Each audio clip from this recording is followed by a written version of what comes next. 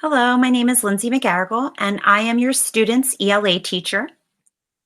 Today, I'm going to tell you a little bit about our ELA classroom and talk about what our instructional block looks like, what texts we use, and materials that we use, and what you can expect from me and your student this year. So our text that we use is the collections text, and that is available online on their message center in their student portal. We also will be using different novels throughout the year in shared reading. In our ELA class, we're going to work in many ways. We're going to work together in a whole group. We're also going to be working in small groups with the teacher and with peers. And we're also working independently as well in our virtual classroom setting. Some skills that we'll cover this year, we'll be taking a look at citing text evidence, reading independently, reading aloud through shared reading. We'll be close reading, using context clues, analyzing text. We'll be making inferences. In writing, we'll be working through the writing process as we work towards building and writing 5-paragraph essays and text-dependent analysis. Students will be graded on tests and quizzes, classwork that's provided during live and flex instruction, on exit tickets.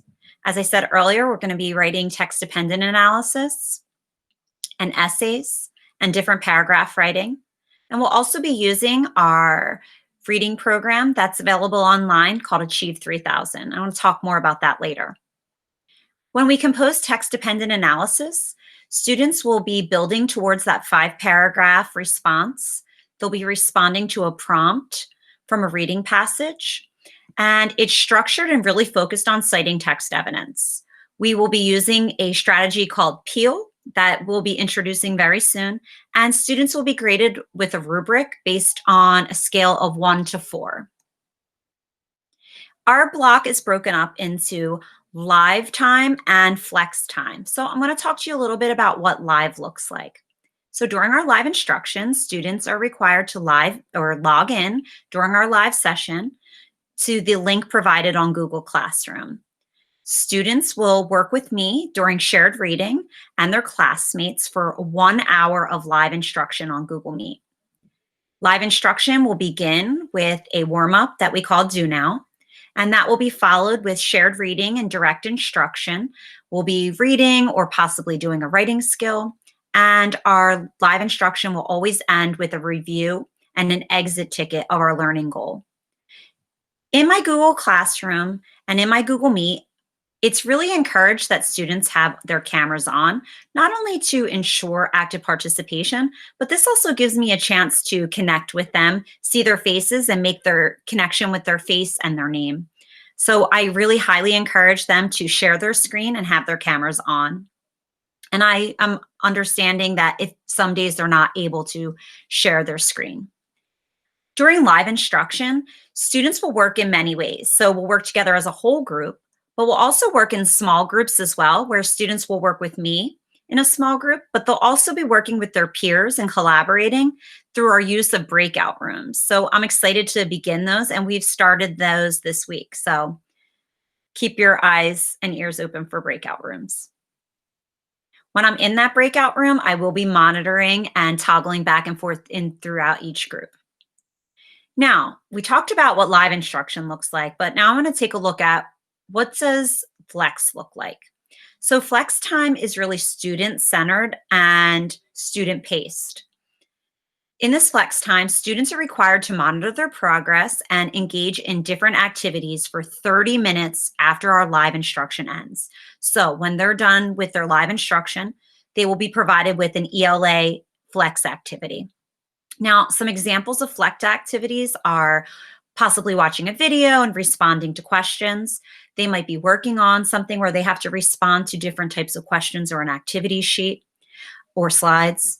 They might be working on a writing assignment or a TDA, or maybe composing a journal article or journal activity. They could be reading or rereading a passage for deeper understanding.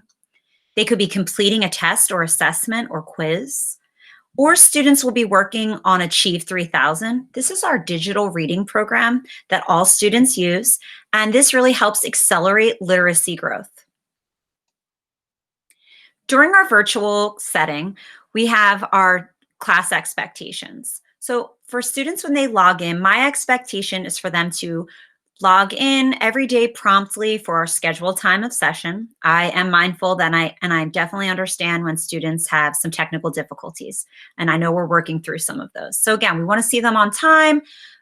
We want to make sure that when they're logging in, if they are sharing their voice in any way, whether through the chat or unmuting their mic, we want to make sure that they are making comments that are limited to our lesson and on our topic of conversation.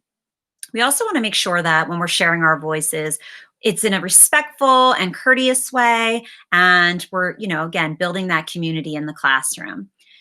If students have a question, I encourage them in the chat to put a question mark and an exclamation mark if they want to share their voice. Maybe they have something they want to share or they want to read in class.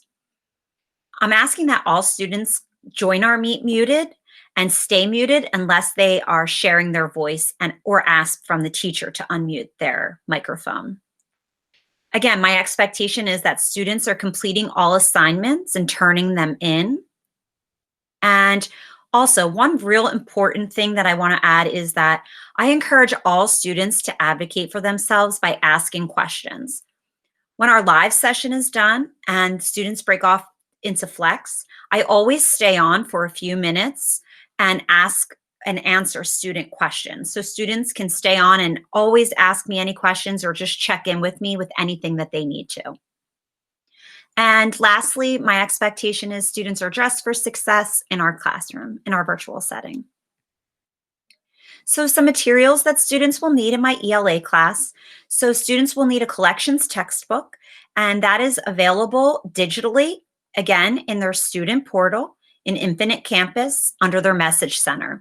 And it's online, it's called My HRW, and it's under Holt McDougall. So again, that's available in their student message center. Students need that Chromebook or laptop or whatever device that they're using and a charger. They'll need a notebook, whether they're using a digital notebook. We use Google Classroom and all their assignments are posted, and they might need a notebook to jot some notes down. Again, pens, pencils, highlighters, some paper, really all the materials that they'll need for this year. Just some friendly reminders. If your child is going to be absent from virtual learning for any reason, make sure that you go on and fill out that student attendance form that's posted on Baldy's website and in your child's homeroom Google Classroom.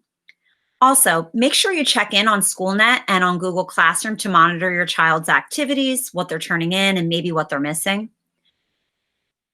Our online programs are really essential to our virtual learning. So in our curriculum, we're using Google Classroom every day. And students will go in their Google Classroom. Mine is organized by topic. So when they log in, they'll go to their Do Now for their Do Now. They'll go to classwork, the classwork topic section for classwork information. They'll go to Flex topic for their Flex assignments. In my Google Classroom, I've also have different topics such as videos that show them how to log into their textbook. It's under the Steppers section, and tutorials.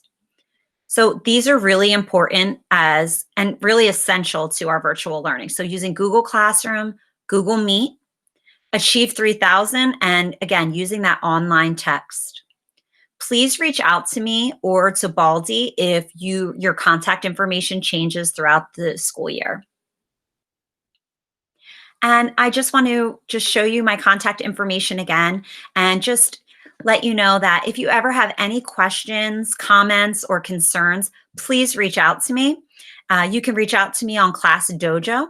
You can use that message feature. You can send me a private message, or you can email me at lmcgarrigle@philasd.org. And usually if you reach out to me, I will always get back to you within at least 24 hours. So again, I just want to say I'm so excited to start this year off with your child in my virtual classroom setting. And I look forward to an awesome year in 6th grade. And I just want to say, please make sure you reach out to me if you have any questions or concerns. And I hope you have a great day. Bye.